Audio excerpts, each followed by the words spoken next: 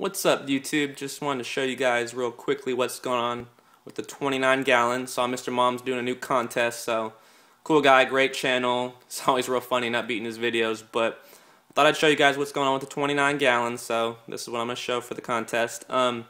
First off, in the front, the chain sword is doing awesome. You can see I got a new runner coming off of this plant right here. It's real cool. They give off these real long plantlets, and then when they find where they want to root, and they put down some roots and they throw off a leaf. Super cool.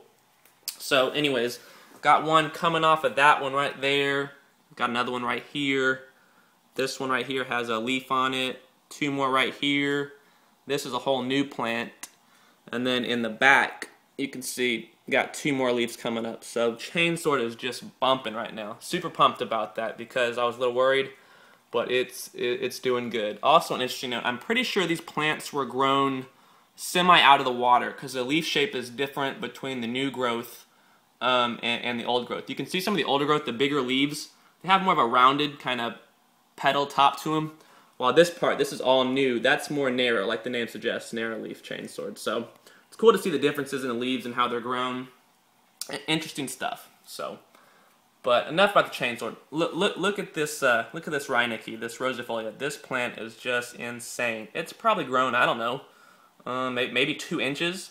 I think in the last video, like the tops were around here, so it's already past my filter intake, and you can just see the deep red in this plant. This plant is just so red. When you see it up close, especially out of the water, it's almost shocking how red it is sometimes. So, but no, it's doing great.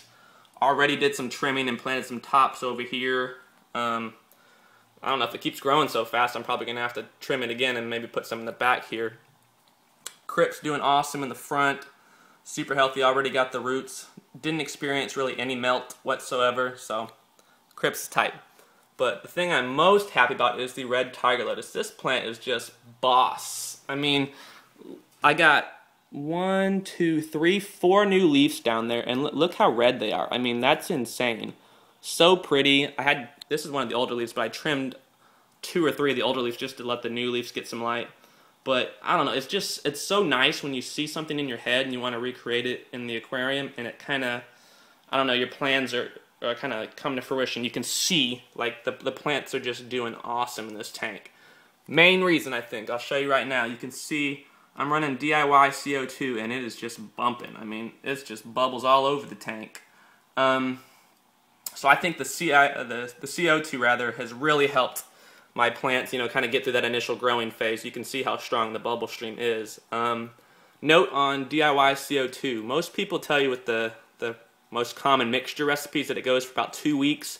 I found if you switch it every week that you get a much more constant and stable CO2 output, so that's what I've been doing and have been getting much better results, I think. You know, if you let it go a little too long and your CO2 fluctuates, that's when you run into algae problems. So, but yeah, narrowleaf chain sword doing great, rosifolia great, red tiger lettuce great. Super psyched about the plant growth.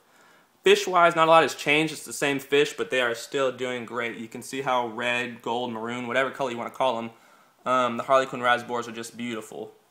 Probably my favorite fish in this tank, just for their colors, their schooling behavior. I don't know, it's just a cool fish to watch. You can see both my angelfish right here. I think they're pretty. Chilling, you know, eating some algae off this stump right here.